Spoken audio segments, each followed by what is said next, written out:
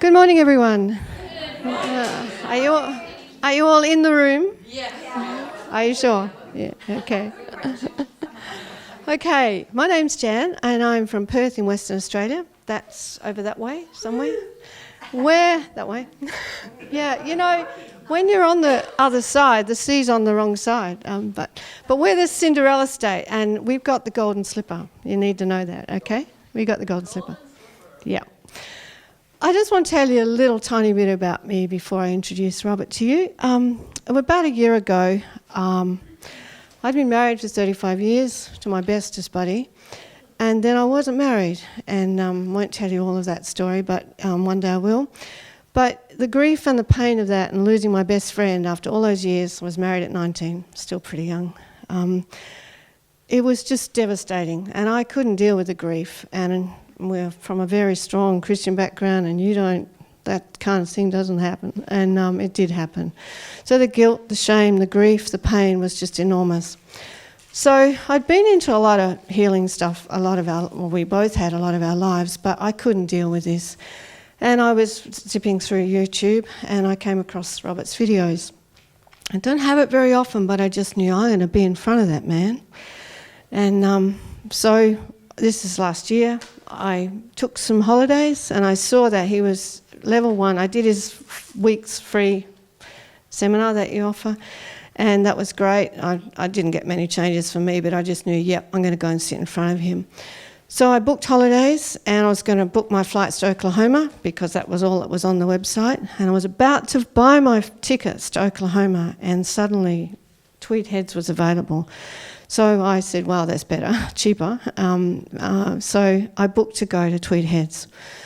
But I went there in great fear and trepidation, and I'm a little bit proud, and I don't like to say I've got problems. It's pretty unusual and a miracle that I'm standing up here telling you that I had a few problems.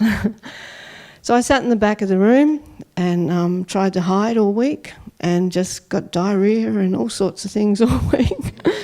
Oh no, I got to deal with this, And then I find out that's one of the things that happens when you're ready to release something, sort of, well, I've got to do something. But I was not going to get up here, and I was not going to get in that chair at all. And I don't want anybody seeing me on YouTube. I was not going to do that. So I didn't. So I sat in the back and suffered all week. And I knew he was right, but it was just too much for me to get there. So at the end of the week, they mentioned about Crossfire, and I thought, I'll give that a go because it can be in my room, on my terms, private, all of that. So dear Kim and dear Pam, I had a Crossfire with them, and it was awesome. I don't know what happened, but just that they scrambled everything, and and it was just about this dreadful grief and this dreadful pain that I knew to just release, else I wasn't going to move on anywhere. And I went home thinking, it'll come back, I'm sure it'll come back. But it didn't. It didn't come back. And then I had lots of other sessions with Kim on Skype, and I did one or two of your things online, Pam. And we uncovered some things. I thought my husband was a problem, like he'd been depressed for 35 years, and I tried to fix him, and he just wouldn't be fixed. Until I realised where the problems really were. He's a good man, he's a lovely man, and we're good buddies now. He's remarried 2 years on, and it's okay. I met her and told her he's a good man, which was amazing that I could even do that. But Kim and I uncovered some things. Am I going on too long? You all right? Yeah, just got one or two things I want to tell you. Couple of the things that were enormous for me was I could never say no. Won't tell you why I couldn't, but I could never say no to anything. And it kept me in situations I didn't want to be in because I thought I was responsible. Even my marriage, I was responsible, had to make Barry better, and I could never make him better. But I thought I could. It didn't work. But a lot of other things where I thought you just have to, you made your bed, you lie in it, and you can't get out of it, and you just stay there. So saying no was a real problem, and making decisions was a really big issue for me. And one of the sessions Kim and I had, I don't even know what we worked on, Kim, but it was great.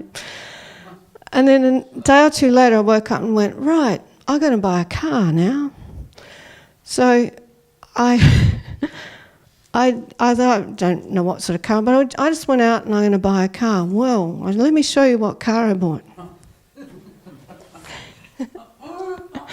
a red Audi A3 Cabriolet, a convertible.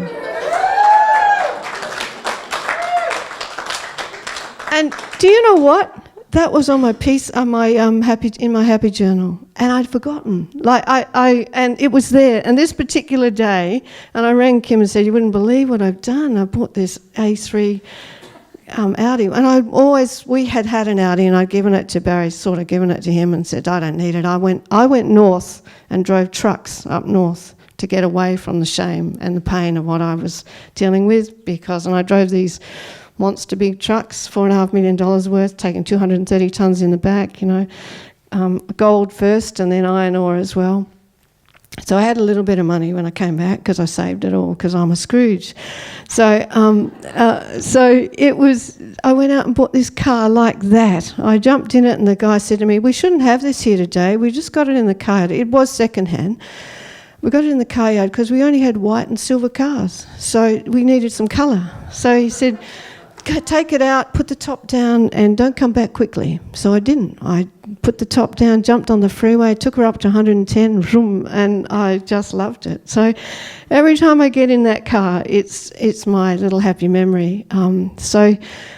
There's lots of other things that have happened, and the whole year I've tapped with a buddy of mine, dear Maz in Perth, whom I love dearly, who came over here with me to Tweed Heads. We tap every Monday. We've swapped all year, and there's all sorts of little changes that have happened because of that. And I did my level 1 work thinking, I might as well do it, it did work. I might as well do all the homework that you need to do, and submitted it. But I guess I just got sold on the fact that I've known all my life that your answers are inside of you. I've known that. And that's what I knew when I saw Robert. I knew they're there, but I didn't know how to find them. And really the magic of it is that he's shown us how to find them. And we're really, really grateful to you for that, Robert. So without any further ado, yes, there is a bit more ado. Hold on.